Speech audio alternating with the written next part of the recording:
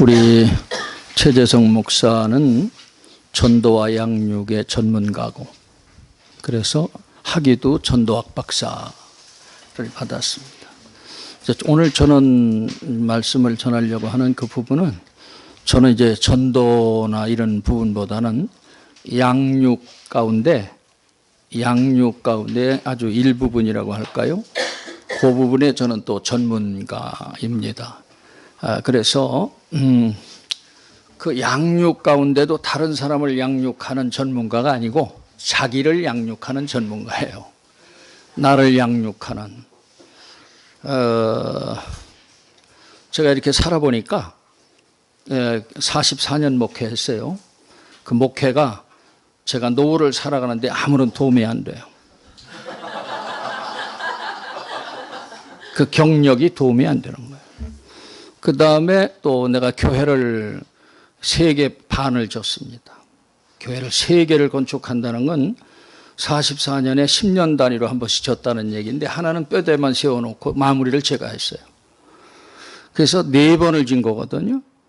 그러면 이건 정말 우리 집 짓는 전문가는 여기 앉았습니다만은 나 집사님이 교회를 짓는다, 이게 쉬운 문제가 아니에요. 목숨 걸고 저는 목회를 했어요. 교회 한 번 질 때마다 목숨 걸어야 됩니다. 죽을 각오하지 않으면은 교회 못 져요. 근데 교회를 3개 반이나 줬다고 해서 그게 제 노후 생활에 아무런 도움이 안 돼. 그런데 제게 이제 도움이 되어지는 것은 바로 이제 제 전공 분야가 하나님과의 관계의 소중함, 또 하나님과의 그 교제, 또 하나님과의 이런 거, 이것이 제 삶에 아주 참 소중한 것이 되고 있습니다. 그런 말이 있죠. 인연은 하늘이 만들어주고 관계는 누가 한다? 관계는 사람이 만든다. 그런 말이 있습니다. 인연은 하늘이 만들어주는데 관계는 사람이 만드는. 그렇기 때문에 관계에 대한 책임은 누구에 있는 거니? 인간에게 있습니다. 그래서 좋은 관계는 저절로 이루어지질 않습니다. 좋은 관계를 유지하려고 우리가 노력해야 돼요. 애를 많이 써야 됩니다. 신앙생활도 마찬가지입니다. 하나님을 가까이 하는 일보다 중요한 일이 없어요. 제가 살아보니까 하나님만이 나의 힘이 되지 다른 거는 다 부수적이고 별로 힘이 안 돼요. 다 그건 2차적인 문제예요. 그래서 다윗이 시편 18편 1절에 뭐라고 그랬습니까? 나의 힘이 되신 여호와여, 내가 주를 사랑합니다. 그건 통일왕국 왕국이지만은 그는 그런 게 힘이 되지 않는다. 나의 힘이 되신 여호와여, 내가 주를 사랑하나이다. 아주 놀라운 얘기죠. 우리 신앙생활에 생명도 구원도 성장도 열매도 영생도 천국도 하나님이 없이는 존재하지 않습니다.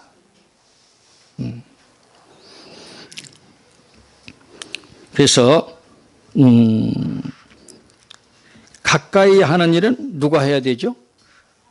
내가 해야 돼요. 내가 해야 돼요.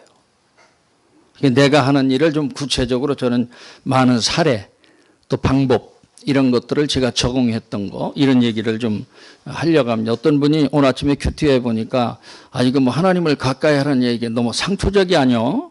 뭐 이렇게 얘기를 했어요. 그래요. 뭐 이건 너무 많이 듣고 너무 흔한 얘기란 말이죠. 그런데 오늘 저 흔한 얘기 안 하려고 합니다.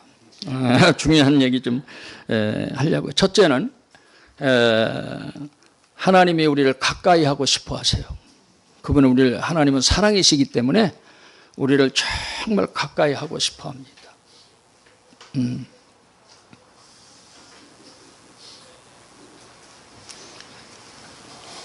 어느 정도 가까이 하고 싶으면 다 망가지고 하나님 창조 질서를 파기한 놈들 다 쓸어버리지. 못됨이 하늘 영광 보좌를 버리고 사람의 육신을 입고 이 세상에 오셔서 우리를 위해서 죗값 지불하시고, 그리고 보혜사 성령을 통해 지금도 이 자리에 우리와 함께 하십니다. 돌아버린 거 아니에요? 어느 정도 돌아버린 이 정도가 될 수 있습니까? 이 하나님의 사랑을 생각하면요, 이건 막 그냥 돌아버릴 것 같아요. 너무 강력하고 너무 끝이 없고 너무 엄청나고 너무 무한하니까. 뭐 정의의 하나님으로서 잘못한 사람들을 다 목치고 뭐 심판하고 저주하는 이런 하나님 매력이 없어요. 우리 하나님은 그런 하나님이 아니에요. 공의의 하나님이시면서도 또 사랑의 하나님, 사랑과 공의를 항상 균형을 잃지 아니하시는 그런 하나님이시란 말이죠. 가까이 하고 싶어 하시는 하나님. 여기 한 분 한 분 여러분과 가까이 하고 싶어 하세요. 꼭 기억하시고 여러분 도움이 되시기를 바랍니다. 오늘 야고보 사도는 하나님을 가까이 하라 그렇게 명령합니다. 그리하면 하나님도 너희를 가까이 하시리라. 가까이 하는 건 상호적이에요. 상호적. 하나님 혼자 가까이 해가지고 안 됩니다. 나 혼자 가까이 하려고 해도 하나님께서 나를 가까이 안 하려고 하면 안 되는 거예요. 일방통행이 아니야. 이거는 서로가 가까이 하고 싶어 해야 됩니다. 서로 만나고 싶어 해야 되고 함께 하고 싶어 해야 됩니다. 이게 중요한 거예요. 근데 이제 많은 사람들이 신앙생활하면서 보면은 자기는 하나님에 대해서 그냥 닭보듯 하면서도 하나님 도와주시옵소서 뭐 그런 사람이 또 시옷자가 강해요. 목소리가 크고 아주 그 사기가 농후한 겁니다. 그러면 안 돼요. 뭐든지 큰 건 뻥이야. 거대하고 과대한 건 뻥입니다. 우리 한국 교회는 너무 포장이 많아요. 그리고 거칠 게 너무 많아요. 구름이 너무 많아요. 이거 다 풀어야 돼요. 그리고 하나님 믿는다고 하면서도 실제 안 믿습니다. 왜 그러냐? 하나님이 믿고 하나님이 우리가 역사하시도록 하나님께 기회를 안 드려요. 다 우리가 그렇게 입으로만 얘기해놓고 전부 의심하고 다 산통을 깨버리고 마는 겁니다. 하나님이 역사할 수 있는 기회를 드려야 돼요. 못 기다려요. 못 참아요. 큰 문제입니다, 이게.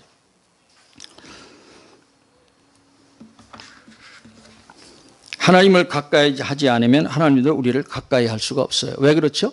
그건 인격적인 관계이기 때문에 그렇습니다. 폭력하지 않습니다. 일방적인 폭력입니다. 그건 서로가 인격적으로 서로가 원해야 됩니다. 원해야 돼요. 이 가까이 하라고 하는 말씀은 참 중요한 거예요. 하나님께서 우리가 교제하고 싶다. 매일매일 순간순간 너하고 내가 교제하고 싶다. 뭐 교통하고 싶다. 이런 말도 되는 거고 다른 말로 얘기하면 내가 너와 함께 살고 싶다. 그런 말이에요. 하나님이 우리와 함께 살고 싶은 거예요. 굉장한 사건입니다. 네. 그래서 임마누엘로 오셨잖아요. 이 기독교 신앙이라는 건 자기의 자력으로 뭐 조문을 외우고 고행을 하고 수행하는 것이 아니라 우리 안에 오신 하나님과 함께 사는 임마누엘의 삶입니다.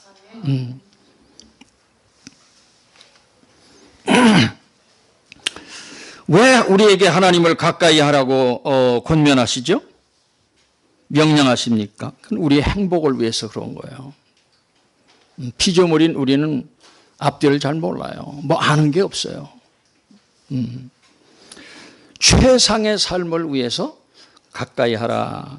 하나님을 가까이 하라. 그렇게 말씀하십니다. 그래서 인간은 하나님을 가까이 하는 만큼 행복하고 하나님을 멀어지면 멀어질수록 불행합니다.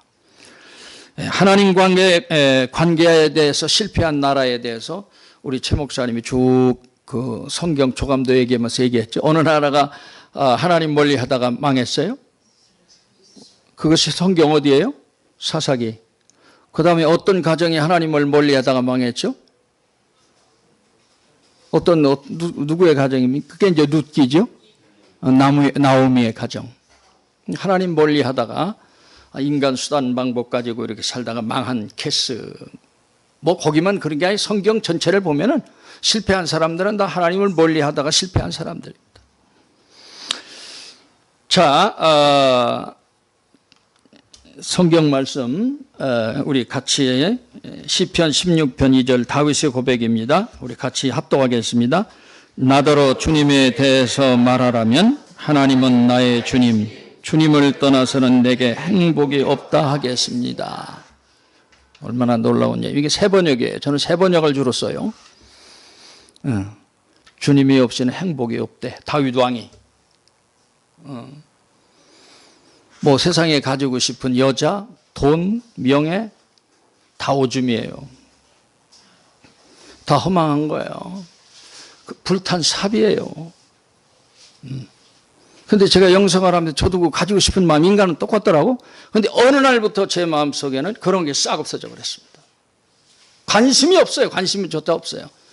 하나님께서 나를 놀랍게 변화시켜 줬습니다. 내 아내 하나 가지고 족하지 그 이상 무슨 찌웃찌웃할 이유도 없고. 그렇지 않습니까? 보배예요. 하나밖에 없으니까 보배지. 여러 개가 아니니까 서로 귀하게 여기고 우리가 참 친구처럼 아주 다정하게 잘 살고 있어요. 말년이 더 좋은 것 같아요. 자, 그 다음에 또 다 있습니까? 그 다음에 시편 73편 28절 우리 같이 합독하겠습니다. 하나님께 가까이 있는 것이 나에게 복이니. 여기 아삽이라고 하는 사람이 쓴 시편 말씀입니다. 역시 시편 73편 25절 합독합니다. 주를 멀리하는 사람은 망할 것입니다. 음료처럼 망한다 그랬습니다. 우리가 주님 멀리하면 세상 바람이 들어와서 우리를 사로잡아 버려요. 세상 못 이겨요. 주님 멀리하면 세상 못 이겨요. 인간은 관계성의 존재로 지음을 받았습니다. 그래서 하나님과의 관계, 인간과의 관계, 또 이 자연과의 관계가 조화를 이룰 때 아주 행복한 그런 사람이 되는 것입니다. 그래서 행복과 불행은 관계에서 오는 거예요. 우리가 찬송가 337장 4절에 보면은 그런 찬송이 있죠. 마음의 시험 무서운 죄를 주와 예수 앞에 아뢰이면 예수는 나의 뭐가 되사?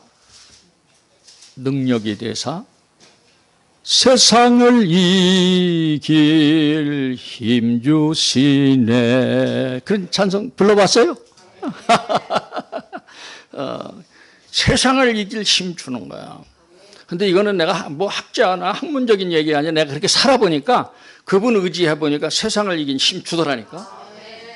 근데 바울은 또 뭐라고 했어요? 로마서 8장에 보면 뭐라고 했어? 세상을 넉넉히 이기느니라. 그렇게 얘기합니다. 하나님이 우리를 사랑하시는 사랑으로 말미암아 우리가 세상을 넉넉히 이기는, 겨우 이기는 게 아니에요. 넉넉히 이기는. 근데 또 세 번역에는 뭐냐면 이기고도 남습니다. 이렇게 번역이 됐어요. 그래서 성경을 여러 번 가지고 보는 거야. 여러 개 성경을 보면 번역마다 묘미가 있어요. 이기고도 남는다는 얘기가 얼마나 매력 있고 좋아요. 응? 그렇잖아요? 왜 우리가 하나님을 가까이 해야 됩니까? 하나님이 공급해 주시는 힘을 공급받아야 돼요. 내 힘만 의지하면 패할 수밖에 없으나 내주는 강하니. 그러니까 순간순간 그를 의지해야 됩니다. 그래서 그가 공급해 주시는 힘을 우리가 공급받아야 돼요. 그래서 우리가 공급받지 않으면 안 된다. 또 찬송가 446장에 보면 내 주께 와싸우니 복 주시옵소서. 주 함께 계시면 큰 시험 이기네. 주 떠나가시면 내 생명 헛되네. 이런 찬송이 있죠? 불러보셨어요?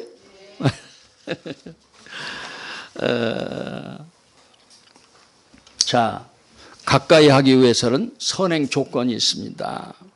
하나님 거룩하시기 때문에 우리가 정화가 돼야 돼요. 정화가 선한돼야 돼. 이 정화라고 하는 말은 순수하다, 깨끗하다, 뭐 성결이라고 하는 말과 거의 같은 그런 말입니다만은. 자, 하나님을 가까이 하는 건 저절로 되지 않습니다. 값을 치를 준비가 돼 있어야 돼요. 야고보서는 두 가지를 요구하죠. 손을 깨끗이 하고 두 마음을 품지 말고 마음을 성결케 하라. 그렇게 권면합니다. 여기 손을 깨끗이 하라고 하는 말은 단지 그냥 손 씻으라는 말이 아니라 우리의 외적인 행위, 행실의 죄를 회개하라. 예, 그런 말이에요. 자, 우리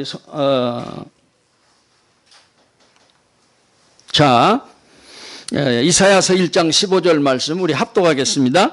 너희가 손을 펼 때 내가 내 눈을 너희에게 가리고 너희가 많이 기도할지라도 내가 듣지 아니하리니 이는 너희의 손에 피가 가득합니다. 회개해야 돼요. 이 회개를 하는 사람들은 순간순간 회개를 잘합니다. 바닥바닥바닥 말이요. 하나님의 인도함을 받아가지고 내가 잘못된 생각을 했구나. 그런 생각. 그게 와요. 사인이 대각대각 오기 때문에 그때그때마다 순간순간 회개합니다. 고백하고 이건 잘못됐구나. 아무리 성결한 사람이라고 할지라도 판단력과 기억력과 완전한 하나님처럼 절대 완전한 사람이기 때문에 이해력이나 기억력, 판단력의 실수가 간혹가다 있어요. 있을 수가 있습니다. 있을 수가 아닌 게 있어요. 그래서 또 마음을 성결케 하라는 권면은 내면적인 죄를 말합니다. 세상과 하나님 사이에 서 있는 자들은 두 마음을 품은 자라고 야고보서 4장 4절에 말씀을 하고 있습니다. 오로지 하나님께로만 향하는 것이 마음을 성결케 하는 것입니다. 야고보 당시의 교회는 세상과 하나님 사이에 있는 신자들이 많았습니다. 야고보의 명령은 당시 신자들뿐만 아니라 지금 우리에게도 적용되어지는 말씀이에요. 만일에 이러한 죄가 있는 자라면은 슬퍼하고 9절에 보면 애통하며 울라 그렇게 말씀하고 있죠. 명령하고 있죠.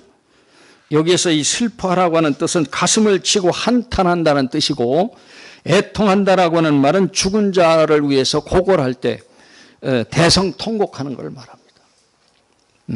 이게 어떻게 보면 마음이 안 올는지 몰라도 정말 그런 하나님을 사모하고 하나님을 가까이 하는 것으로 생명을 걸고 사는 사람들에게서는 그런 어떤 느낌이나 그런 게 오면은 대성통곡이 나온다니까 복통해요. 이게 내가 그런 어떤 느낌이 없고 내가 그런 수준이 안 된다고 해서 전부 그렇게 다 보면 안 돼요. 영적으로 깊이 있는 사람들이 보는 각도와 생각이 다릅니다. 다 똑같은 게 아니에요. 굉장한 거예요, 이건. 마태복음 5장 4절에 뭐라고 말씀했죠? 애통하는 자가 복이 있다. 어떻게 애통할 수 있을까? 너무 우리가 마음이 강팍한 사람은 어떻게 애통할 수 있을까? 이런 생각하지만 천만의 말씀이에요. 애통하는 사람 많이 있어요. 영적으로 아주 깊이가 있고 하나님의 임재 안에서 살아가는 사람들은 정말 참 이런 느낌이 있으면 애통하죠. 또 울라고 하는 뜻은 자신의 죄를 비통한 마음으로 뉘우치라는 거야. 비통한 마음으로. 애통하고 또 우는 것은 모두가 회개할 때 동반되는 슬픔의 외적 행동입니다. 자, 우리 시편 6편 6절 우리 같이 함께 합독합니다. 내가 탄식함으로 피곤하여 밤마다 눈물로 내 침상을 띄우며 내 요를 적시나이다. 다윗이 범죄하고 나서요.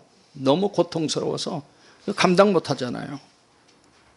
이게 복통할 뿐만 아니라 침상을 띄울 정도로 이 눈물을 쏟으니까 말이죠. 얼마나 이게 요를 적시나요. 요가 젖을 정도로.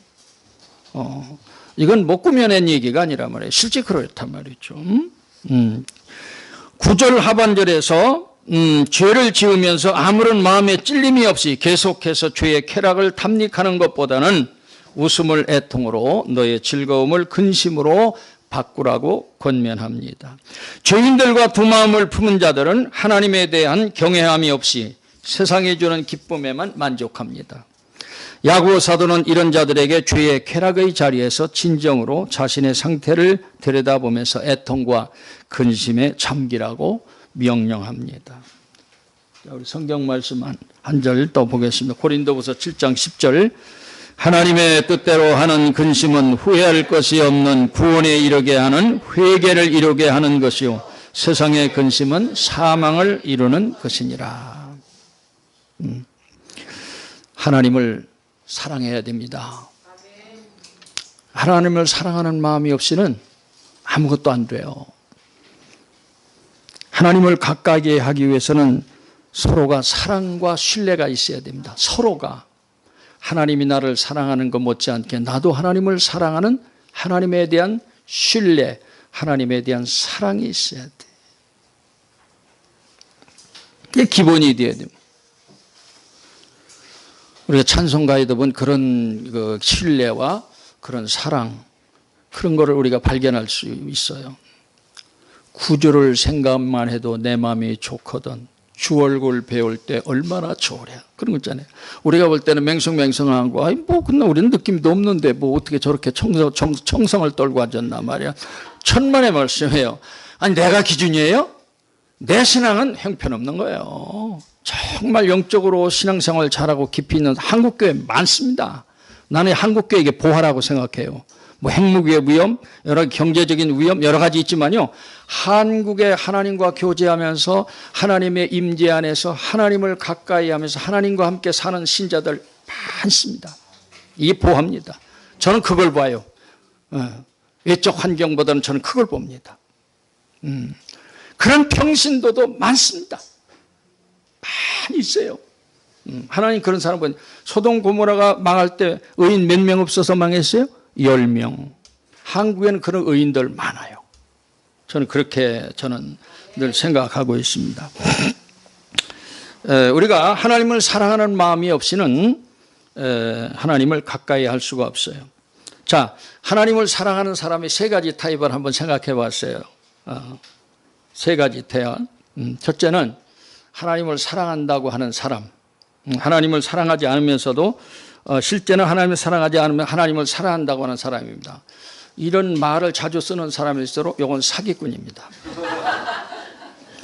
이 하나님 끌어당겨서 사기치기가 제일 좋아요. 그래서 하나님을 사랑하지도 않으면서 신앙생활도 제대로 안 하면서 또 우리가 볼 때는 신앙생활이 엉망인데도 하나님을 사랑한다고 얘기하는 사람들은 반드시 사기꾼입니다. 두 번째, 하나님을 사랑하는 마음, 사랑하는 그런 간절히 원하는 마음, 그런 요망의 마음이 있는 사람입니다. 하나님을 지금 사랑하지는 못하지만 나도 하나님 사랑하고 싶다 하는 그런 갈망, 그런 요망의 마음이 있는 사람. 두 번째는 희망이 있죠. 세 번째는 전심으로 하나님을 사랑하는 사람. 세 가지 타입이 있어요. 자, 이 세 가지 모습의 사람들의 모습을 한번 상상해 보세요. 이 세 타입의 모습을 한번 상상해 보세요. 이 사람들이 드리는 예배를 한번 보세요. 하나님을 사랑하지 않으면서 하나님 사랑한다고 하는 사람의 그 예배 드리는 모습 한번 상상해 보세요. 엉터리예요, 엉터리. 두 번째는 하나님을 사랑하고 싶은 그런 마음, 그런 어떤 요망의 마음이 있는 사람들은 어떻습니까? 이건 왔다 갔다 합니다. 힐링이 왔다 갔다 하고. 그 다음에 전심으로 하나님을 사랑하는 사람, 하나님에게 필히 꽂혔습니다. 예배라는 건 믿음의 분량만큼 드리는 거예요. 이건 어떤 형식이 아니에요.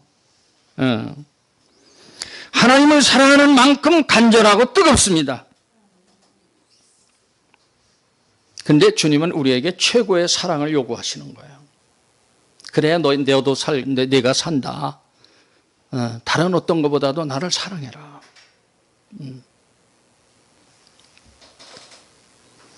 자, 우리 로마서 12장 1절 말씀 우리 같이 합독하겠습니다. 형제 자매 여러분, 그러므로 나는 하나님의 자비하심을 힘입어 여러분에게 권합니다. 여러분의 몸을 하나님께서 기뻐하실 거룩한 산 제물로 드리십시오. 이것이 여러분이 드릴 합당할 예배입니다. 우리 인간은 하나님과 멀리 떨어져 있는 존재입니다. 참 충격적인 얘기죠.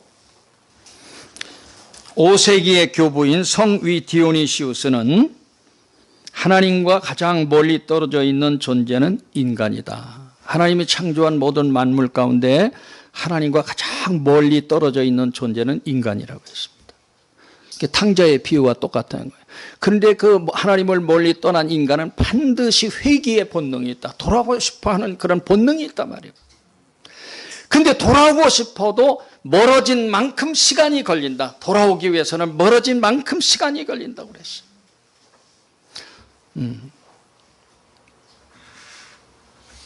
자, 이 하나님과의 모든 만물은 가까이 계십니다. 심지어 하나님은 죄인으로부터 1cm도 떨어져 계시지 않아요. 하나님은 지으신 만물에서 더 멀리 계시거나 가까이 계시지 않습니다. 하나님과의 거리는 지리적, 시간적, 공간적 차원이 아니에요. 이게 중요한 얘기예요. 이 세상은 마치 컵 안에 담겨있는 물과 같습니다. 세상은 하나님 안에 담겨져 있어요. 하나님 안에 있잖아요, 지금. 예레미야서 23장 24절에 보면 하나님께서 뭐라, 내가 천지에 충만하지 않느냐. 그렇지 않습니까? 저는 이 세상을 살아가면서도 뭐 여러 가지 참 복잡하고 무질서하고 부패하고 타락하고 뭐 한국이 부패공화국이죠. 그런데도 저는 희망을 보는 건 뭐냐면 저 구름 낀 날만 보는 게 태양을 보듯이 하나님의 은혜와 자비가 우리 한국 땅에 충만합니다. 하나님의 선하심과 인자하심이 충만해요. 그 생각이 나는 거예요. 그걸 바라보는 거예요. 그럴 때마다 굉장한 힘이 오는 거예요. 하나님이 이 민족을 사랑하신다. 이게 놀라운 일이죠. 자, 하나님과 거리가 먼 이유가 뭔가 앞에서 밝혔듯이 하나님과 우리 사이의 거리는 문제가 없어요. 그럼에도 불구하고 대개의 경우 하나님이 가까이 계시는 것을 못 느끼죠. 심지어는 기도할 때조차 하나님이 계시다고 하는 걸 전혀 느끼지 못해요. 도대체 왜 그렇죠? 사람들이 하나님을 멀리 계신 분으로 여기는 까닭은 한마디로 하나님과 교제가 안 되기 때문에, 하나님과 매일매일 순간순간 교제가 안 되기 때문에. 그러면 하나님과 교제가 안 되는 이유가 뭡니까? 그 이유는 하나님이 인간에게서 멀리 계시기 때문이 아니라 우리의 본성이 하나님의 본성을 닮지 않았기 때문이에요. 타락 이전에는 하나님의 본성을 닮아서 교제가 가능했어요. 타락 이후에는 교제가 단절되고 하나님의 형상은 망가지고 심히 부패했습니다. 하나님이 거리상 멀리 떨어져 계신 것이 아님에도 불구하고 그렇게 느껴지는 것은 그분의 성품과 우리의 성품이 서로 멀리 떨어져 있기 때문에 그렇습니다. 즉 공간적 차원의 거리가 아닌 성품적 차원의 거리가 생기게 된 거예요.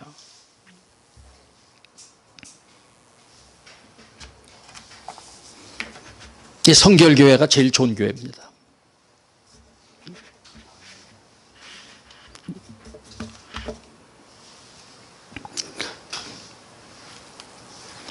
복음주의 신학자 가운데 제임스 패커라는 분이 계시는데 하나님을 아는 지식, 책이 한국에 많이 나와서 번역돼서 이런 말을 했어요. 아주 중요한 얘기입니다. 기독교 지성이 오히려 하나님과 멀리 떨어져 있는 존재가 되도록 만들었다.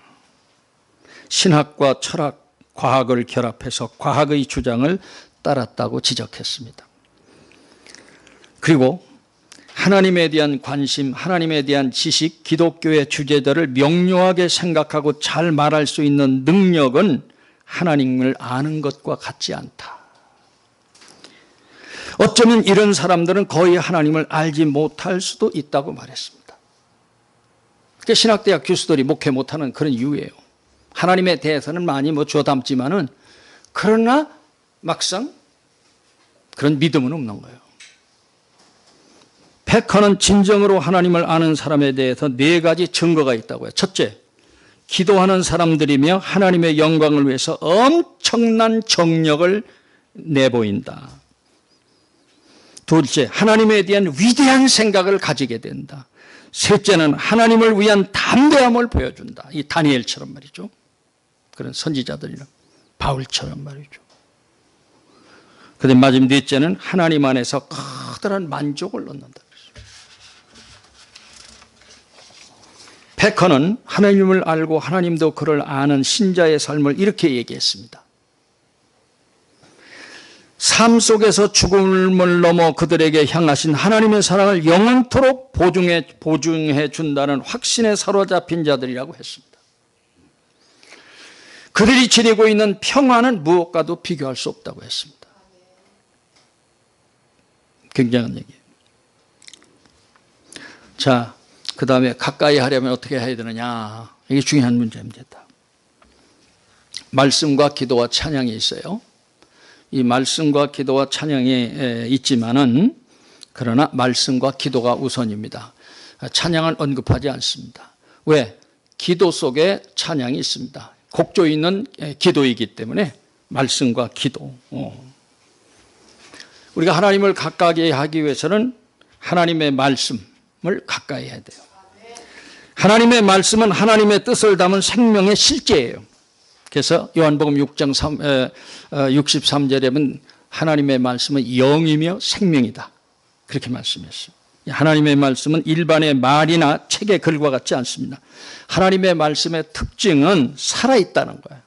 히브리서 4장 12절에 그렇게 했죠. 하나님의 말씀은 살았고 운동력이 있어서 우리의 혼과 영과 골수까지 찔러 쪼갠단 말이에요. 그런 말씀이 있지 않습니까? 하나님 말씀의 특징은 살아있다는 거예요. 살아있다. 이 살아있는 것은 살아있다는 말씀을 받아들이는 일을 변화시키는 힘이 있다는 거예요. 하나님의 말씀은 죽은 문자가 아니라 존재의 깊이를 뒤흔들어 변화시키는 생명력이 있어서 역동적이고 창조적입니다. 만약 그 말씀이 하나님의 입에서 나와 그 말씀이 우리의 영에 꽂혔다면 그 말씀은 헛된 소리로 지나가지 않고 반드시 하나님의 말씀은 그대로 이루어집니다. 이사야서 55장 11절에 내 입에서 나가는 말은 그대로 돌아오지 않고 반드시 내 뜻을 성취한다고 그랬잖아요. 자, 이 하나님을 가까이 하려면 말씀을 가까이 해야 되는데 어떻게 해야 되느냐? 묵상을 해야 돼요. 묵상이라는 말은 뭐죠? 자꾸 반복해서 되새김하는 거예요. 되새김하는 거예요. 이 되새김하는 동물, 소나 염소 이런 짐승들이 우선 풀이나 이런 걸 많이 먹어놓고 딱 그 10시쯤 딱 되면은 이걸 하나씩 굳혀서 이거 4개 방에서 이걸 토해가지고 씹는데 꼭 55초 동안을 씹는답니다. 잘게 씹어. 그러면 그게 피가 되고 살이 되는 거예요. 똑같아요, 우리도. 하나님의 말씀을 우리가 자꾸 묵상하고 반복해서 이렇게 하다 보면은 그게 우리 피가 되고 살이 되는 거예요. 되새김이라고 하죠. 주를 가까이 함이 복인 줄 안다고 해서 자동으로 복이 되는 거 아니에요. 이 적용해야 되는 거예요. 적용을. 네. 불란서의 종교학자인 알기에는 삶의 변화는 반드시 4과정을 거치면서 이루어진다. 그렇게 말을 했습니다. 4단계를 통해서 삶의 변화가 오는 거예요. 저는 이제 영성에 대한 전문가이기 때문에 이런 거에 대한 자료를 많이 가지고 또 있고 제가 적용하고 있는 이미 접촉이라는 건 하나님의 말씀을 듣는 거, 설교 듣는 거, 내가 직접 읽는 거, 이걸 말해요. 읽고 감동과 감화를 받아. 동화가 돼버리는 거예요. 정말 은혜 있다. 너무 감사하다. 너무 감동이 된다. 이게 2단계인데 한국 교회가 실패하는 원인은 2단계에서 다 끝나니까 날아가 버리는 거예요. 다 날아가 버려요. 이 묵상을 하는 사람이 많지 않아요. 내가 감동받고 은혜 받은 것을 되새김하는 겁니다. 되새김. 그럴 때 뭐가 오느냐면 내면화가 오는 거예요. 내면에 먼저 가치관의 변화가 되는 거예요. 시간에 대한 건 이제 나중에 얘기했습니다. 그다음 이 내면화가 되어지면 그다음에 4번째 단계에서 삶의 변화가 오는 거예요. 은혜 받는 거 중요한 거 아니에요. 은혜 받았으면 그걸 소화를 해야 돼. 적용을 해야 돼. 근데 한국 교회는 말이죠. 너무 많은 말씀이 선포돼. 너무 설교가 많어. 뭐 어떤 걸 적용해야 되는지 모르겠어. 평생 믿을 텐데 너무 그냥 그렇게 하면 안 되는 거예요. 그런데 우리가 이제 성경 전체에 대한 윤곽은 우리가 알아야 돼요. 성경 조감도를 통해서. 그러면 이제 우리가 성경을 읽어도 잘 이해가 된단 말이에요. 전체가 다 연결이 되어지고 이해가 되니까. 근데 한국 교회는 성경을 너무 몰라요. 나도 몰라요. 그래서 와서 우리 아들 목사한테 내가 배우는 거야. 열심히 쓰는 거야. 다 썼어요. 지금 바인다. 이제 하나 딴 거 줘야 돼.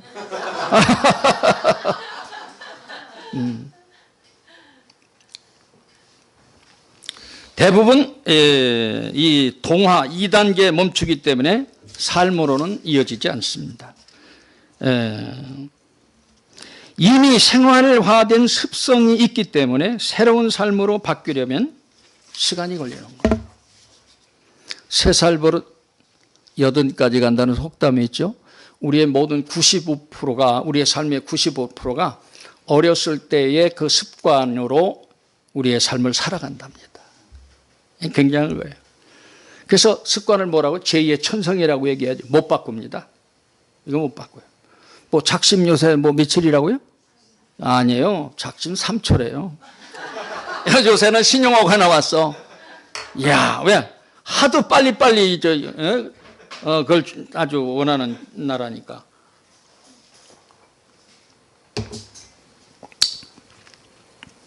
그래서 미국의 듀크 대학에서 습관을 바꾸는 문제를 연구를 했어요. 그런데 100일이 걸린다는 결과가 나왔습니다. 그런데 최단 시일에 바뀐다고 하더라도 66일이 걸린다 그랬습니다. 66일. 이 영성이라고 하는 건 뭐냐면 하나님과의 관계 문제와 또 하나님과를 가까이 하는 문제, 하나님과의 교제 문제를 아주 깊이 다루는 겁니다. 그 부분을 깊이 다루는 것이 우리 영성인데 그 영성의 길은 계속 되새김의 길이요 반복의 길입니다. 많은 걸 하지 않아요.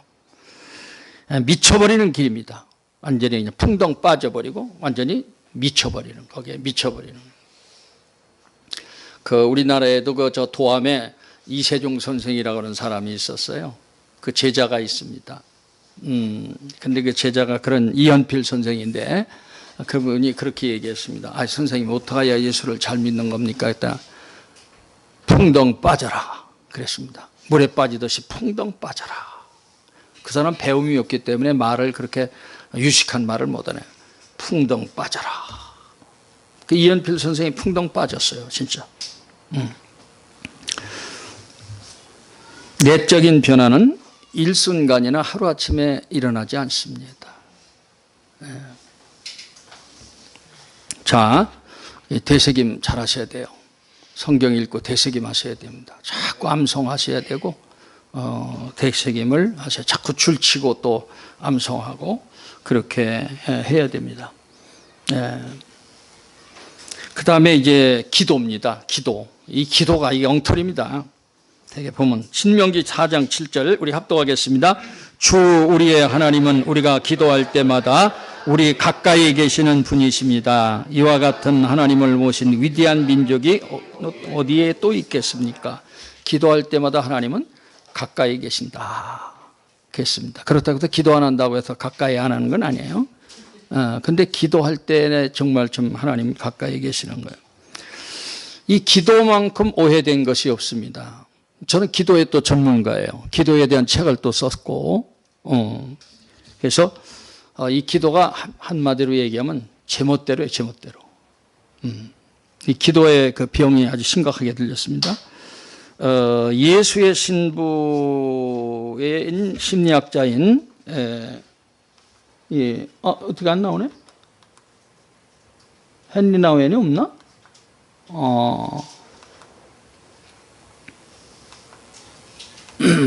없습니다만은, 그 헨리 나우엔이 우리나라에도 많이 알려져 있죠. 책도 많이 나와 있고.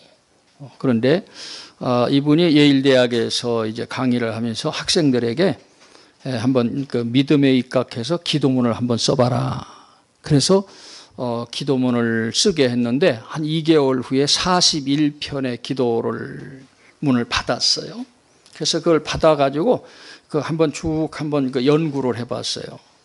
그래서 거기다가 제목을 하나씩 이렇게 딱 붙였습니다. 그런데 이분의 그 기도문에 대한 그 결론이 뭐냐면, 기도가, 이 대학생들의 기도, 미래를 짊어지고 나갈 그런 대학생들의 기도가 전부가 자기 집착과 자기 몰입에 입각한 그런 기도에 불과했다라고 하는 놀라운 사실을 발견했습니다. 자기 집착에 매여 있는 자들이 하나님과 교회와 이웃을 생각할 수 있겠습니까? 없어요. 자기가 부인되어진 사람이 되어야 되고, 그래야 하나님이 보이고 이웃이 보이고 교회가 보이는 거예요. 정말 우리가 교회를 위해서 기도한다고 할 때 정말 교회를 위해 기도하고 하나님을 위해서 기도하는 것이 내가 기도인가, 아니면 내게 유리하도록 생각하는 기도인가, 어떤 나에게 집중되어져 있는 기도인가, 이런 걸 생각을 해야 됩니다.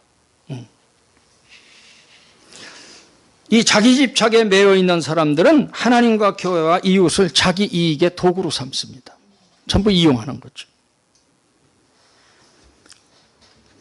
기도란 자기 집착의 수준을 벗어날 때 비로소 하나님과 이웃과 교제, 대화가 가능하죠. 이 자기 집착을 벗어나는 것이 뭐냐면 십자가의 복음이고, 이게 성화의 길입니다. 십자가의 복음이 뭐예요? 내가 그리스도와 함께 십자가에 못 박혀 죽는 체험을 해야 됩니다. 갈라디아서 2장 20절에 내가 그리스도와 함께 십자가에 못 박혔나니 그런즉 이제는 내가 산 것이 아니요 오직 내 안에 그리스도께서 사신 것이라. 이게 그리스도인이에요. 나는 부인되고 나는 죽고 오직 내 안에 그리스도께서 사시는 믿음으로 사는 것, 이게 중요합니다. 내가 죽어야 됩니다. 그 다음에 이제 침묵기도인데 이게 굉장히 중요한 거예요. 자, 기도에는 주관적 기도와 객관적 기도가 있어요. 주관적 기도는 자기에게 초점이 맞춰져 있는 겁니다. 아까 얘기한 것처럼 다 자기를 위해서, 하나님이나 교회나 이웃보다도 우선 자기 유익을 위해서 전부가 기도하는 거예요. 이걸 주관적 기도라는 거예요. 자기 마음대로 하는 기도를. 물론 신앙이 어릴 때, 유치한 단계에 있을 때는 물론 애들이 그냥 이것도 다 달라 저것도 다 달라 똑같은 거예요. 어렸을 때는 이게 통하는 거예요. 괜찮아요. 그렇게 기도해도 괜찮단 말이에요. 근데 객관적 기도는 그런 기도가 아니에요. 객관적 기도의 초점은 누구에게 맞춰져 있는 거니? 하나님에게 맞춰져 있습니다. 수준이 다르죠? 이것을 화 후로 이렇게 표현하기도 해요. 화 이라는 건 전부 그냥 달라는 기도죠.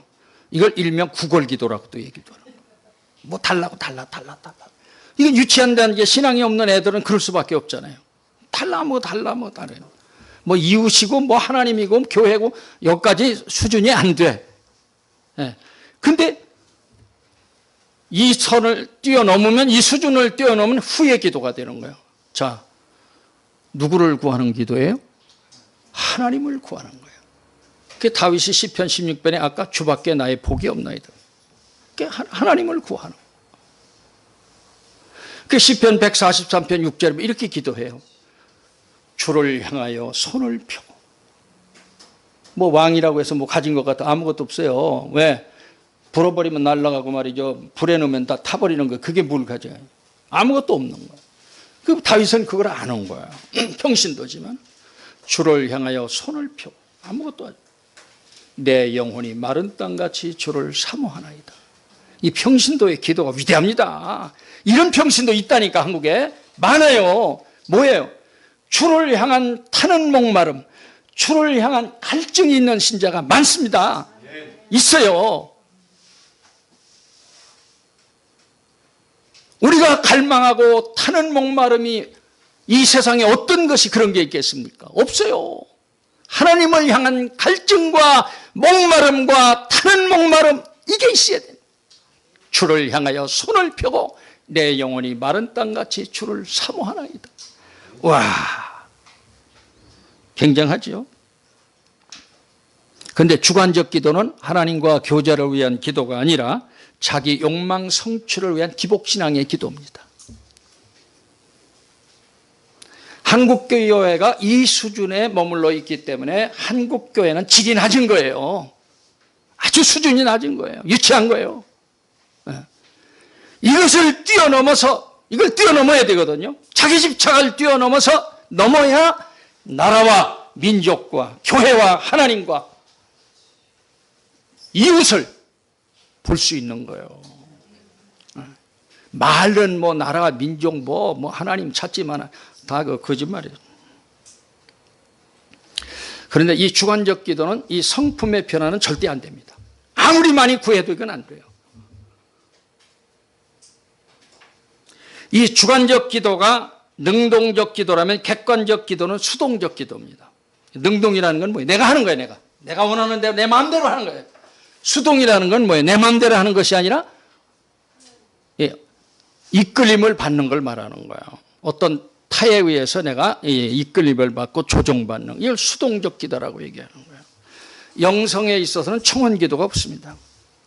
우리는 주관적 기도를 안 해요. 수동적 기도는 하나님께서 이끌어 가시는 기도입니다.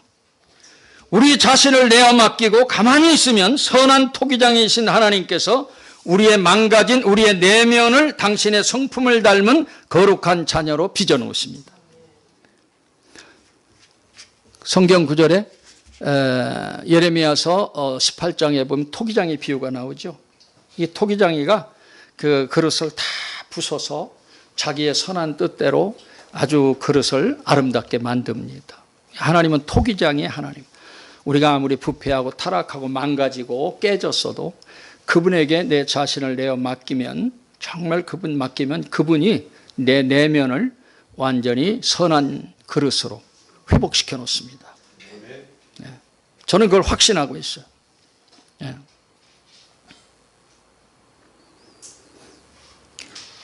찬송가 425장에 보면은 그런 찬송이 있어요. 새벽 기도마다 우리는 불렀어요. 내가 은퇴할 때까지 불렀어요. 주님의 뜻을 이루소서 고요한 중에 기다리니. 설교 딱 끝나고 요거 불러. 진흙과 같은 날 비두사 주님의 형상 만드소서. 요 1절 딱 불러요. 딱 부르고 그 다음에 침묵기도 들어가는 거예요. 말씀 듣고 이제 다 들어가요. 찬송 부르고 들어가는 거예요.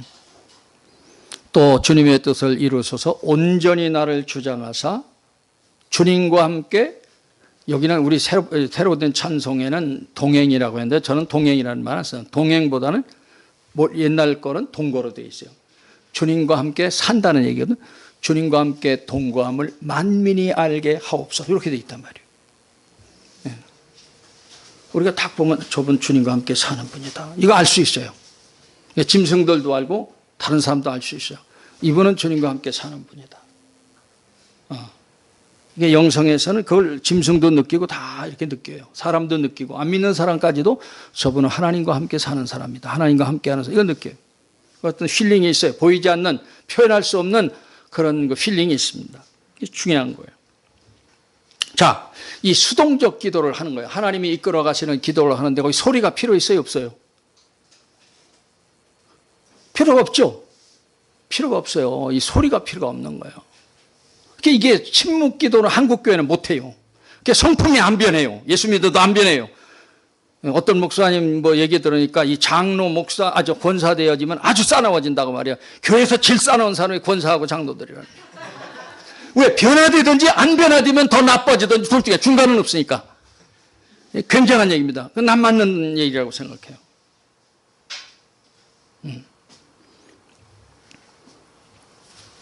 수동적 기도, 이게 굉장히 이끌림을 받는 거.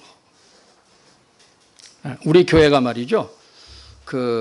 내가 그 교회 부임하니까 뭐 드럼을 들여놓고 뭐 쿵짝짝거리고 난리가 났어요. 그래서 드럼 전부 창고다 갖다 다 집어넣으라고 해서 2년 동안 드럼 못 치겠어.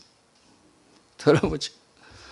그 다음에 이제 영성 설교를 하면서 그 다음에 이제 드럼 갖다 놓으라고 그랬어요. 근데 드럼을 이제 어느 정도 그 영성이 생긴 다음에 드럼을 사용하도록 했습니다. 근데 우리 부목사가 나하고 10년 있었는데 아주 잘생기고 찬양도 인도를 잘하고 잘해요. 우리 김대영 전사님만큼 저렇게 잘해. 인물은 뭐 잘생겼어요. 보통 잘생긴 게 아니야. 그런데 이 친구가 말이죠. 그 찬양 인도를 참 잘하는데 자꾸 이게 멘토를 하는 거야. 자꾸 그 찬양 부르다가 또 뭐 이렇게 물론 믿음의 열기를 돋구기 위해서 하는 거죠. 그래서 그걸 제가 고치는데 너무 힘들었습니다. 찬양의 그 어떤 흐르도록 맥을 끊으면 안 돼요.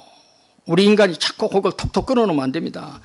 자기 딴에는 좀 열심을 일으키고 어떤 뭐 좀 찬양 분위기를 띄우려고 하는데 그거 안 돼요. 왜냐하면 그 찬양이 가지고 있는 능력이 있어요. 지니고 있는 그 능력이 있어요. 그걸 끊으면 안 됩니다.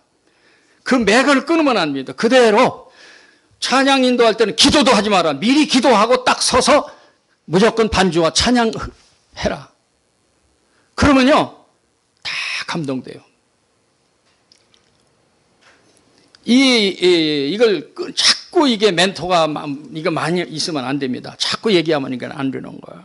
그랬더니 우리 이제 부목사가 기도도 미리 다들 찬양팀들이 미리 이제 준비기도 하고 그다음에 쓰지 않습니까? 그러면서 이제 여기 화면 띄우면서 이제 찬양을 쫙 해나가는 겁니다. 감동을 받는 거예요. 굉장한 거예요. 굉장한 거예요. 제가 떼제 갔더니 전혀 멘토가 없어. 찬양만 계속해서 반복해서 이렇게 하는데 70만 명의 1년에 청년들이 다녀가거든요. 그런데 목요일 정도 되면요 다 쓰러집니다. 다 흑흑거리고 안 나가. 전부 그냥 찬양도 좀 라틴어로 부르는 짤막짤막해. 그래서 우리는 이 수동적인 훈련이 안 돼서 하나님이 역사하시도록 기회를 안 드리는 거예요. 전부 우리가 입으로 다 그냥 얘기하고 입으로 다 망쳐놓는 거야. 수동적 기도 한번 해보세요. 다윗처럼 말이에요. 주를 향하여 손을 펴고 내 영혼이 마른 땅같이 주를 사모하나이다. 그러면 주님께서 내 안에 오셔서 역사하시는 거야. 교부 오리겐에서는 청원 기도는 구하는 기도, 구걸 기도, 영혼의 성장과 주님의 현존하심과 마주할 수 없다 그랬어요.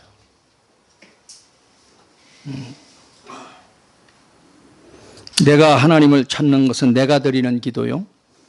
나를 찾아오시는 하나님을 만나는 것은 내가 드리지 않는 기도입니다. 하나님과 이야기하고 마음을 드리고 하나님과 교통하는 것을 드리는 기도라고 할 수 있습니다. 이런 기도를 잘 정리해 주신 분이 누군가니 디오니시우스예요. 그는 하나님을 가까이 접근하는 방법을 두 가지로 해요. 지식적 접근과 사랑의 접근 두 가지 방법을 이야기했습니다. 지식적 접근도 중요하지만 지식적 접근은 한계가 있다는 거죠. 자, 우리가 알고 있는 신학적 지식, 우리가 알고 있는 성경, 우리가 알고 있는 하나님이 내가 알고 있는 그 정도의 적은 하나님이나 아니면 그 수준에 거기에 갇혀 있는 하나님이 아니라는 거예요. 내가 알고 있는 수준보다는 하나님은 무한하시고 하나님은 영원하시고 하나님은 차고 넘치신 그런 하나님을 내 지식의 카테고리 안에 딱 이게 여기다가 가둬서는 안 된다는 거예요. 그래서 하나님을 위한 접근 방법은 그런 어떤 그 학문을 통해서 우리가 접근하지만은 그러나 거기에 머무르면 안 된다.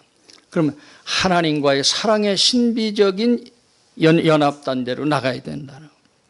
자, 우리가 침묵 기도할 때는 기뻐하고 사랑하는 마음으로 그의 약속을 온전히 믿고 말이지 신뢰하면서 우리가 하나님께 우리 자신을 내어드리는 거야. 하나님 역사하시도록 내어드리는 거야. 근데 해보니까 나를 변화시키더라고. 놀랍도록 변화시키더라고. 그래서 저는 치료 기도, 제가 몸이 아프고 그러면 하나님 앞에 기도할 때 그렇게 기도합니다. 하나님, 만병의 대의사들 하나님 저 치료해 주세요. 그래서 이제 이렇게 눈을 감고 기다리면서 큰 골, 작은 골, 또 눈, 코, 입, 귀, 그 다음에는 또 심장, 폐, 또 취장, 간장, 그 다음에는 콩팥, 신장, 소장, 대장, 방광, 전립선, 세포, 조직, 혈관, 하나님 이거 다 이제 만져주시도록 그분에게 내어드립니다. 그렇게 하나님이 치료하시고 역사하시도록 내어드리는 거예요.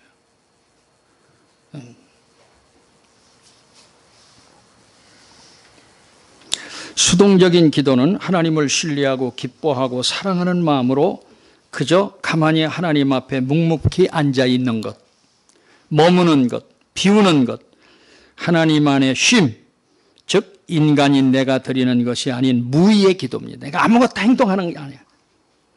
아무런 행동도 하지 않는 거예요. 그분 앞에서 그분이 역사하시도록, 그분이 여기에 현존하시고 보임이 없이 계시는 그 현존의 하나님이 직접 나를 타치하시고 내 내면을 그분이 만지시고 고치시고 회복시켜 주시도록 그분에게 내어드리는 거예요.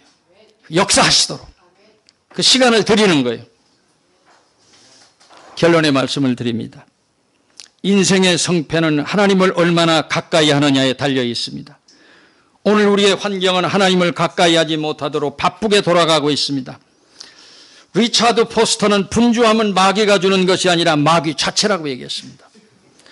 지나친 바쁨은 마귀가 주는 환경임을 명심하고 조절하지 아니하면 하나님을 가까이 하는 것에 성공할 수가 없습니다.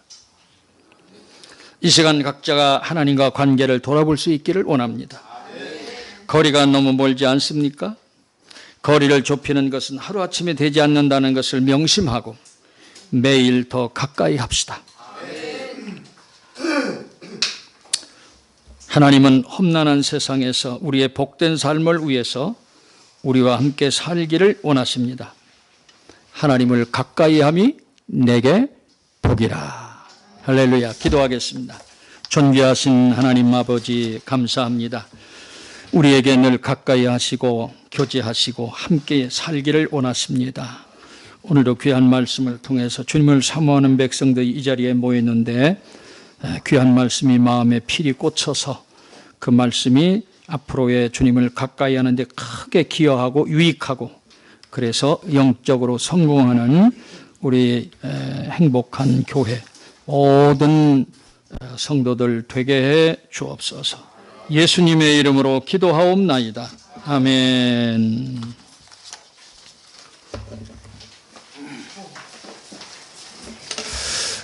네, 귀한 말씀 감사합니다. PPT의 수준이 다른 것 같아요. 예. 나중에 알고 봤더니 저희 여동생이 다 만들어 주셨다. 예. 저희 여동생이 잘 만들거든요. 오늘 말씀을 여러분 기억하면서 우리가 샤우팅 큰 소리로 내서 기도하는 건 하면 안 될 것 같아요. 우리 찬송가 425장 같이 찬양합시다. 찬송가 425장 주님의 뜻을 이루소서. 우리 찬양하면서 기도는 이 찬양은 곡조가 달린 기도라고 했는데 이 가사 안에 우리의 마음이 담겨져서 주님께 가까이 나아가는 그런 시간이 되기를 원합니다. 주님의 뜻을 이루소서. 찬송가 425장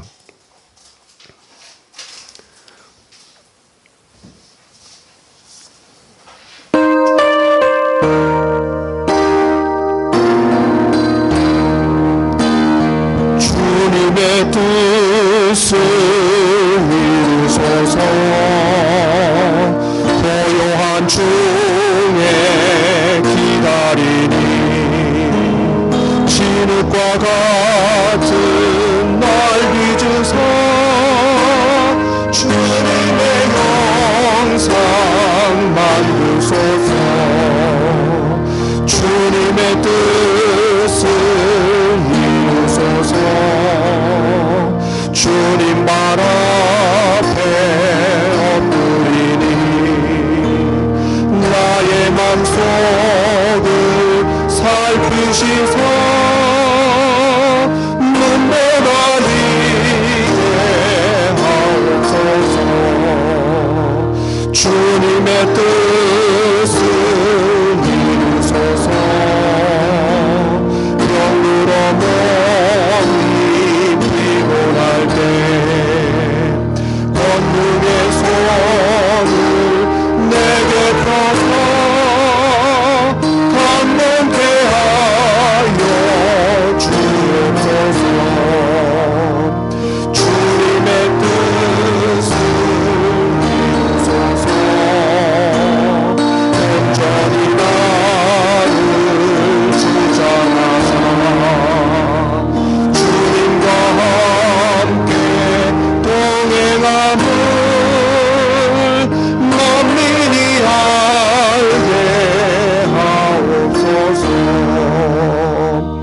우리는 같이 한 가지 기도 제목 가지고 기도하기를 원합니다.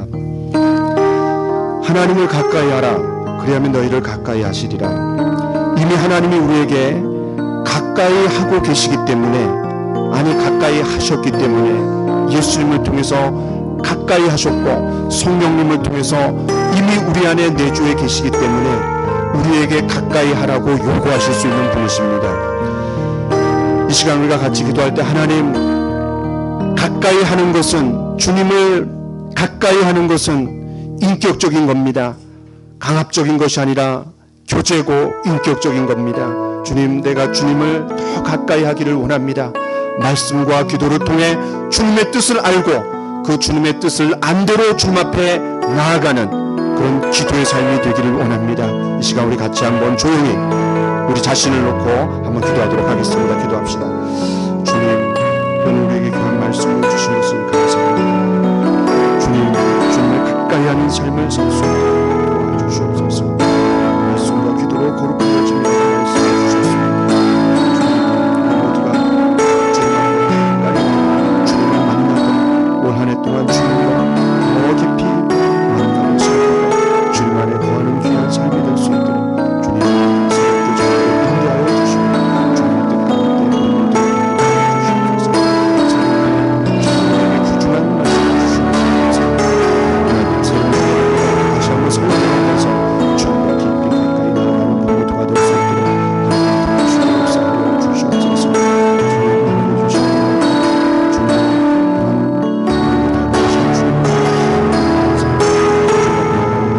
나누어 주시옵소서. 주님 좋으신 주님, 저희들에게 가까이 다가와 주셔서 감사합니다. 주님을 가까이 하고자 하는 타는 목마름과 갈증을 계속해서 우리 가운데 부어 주시옵소서.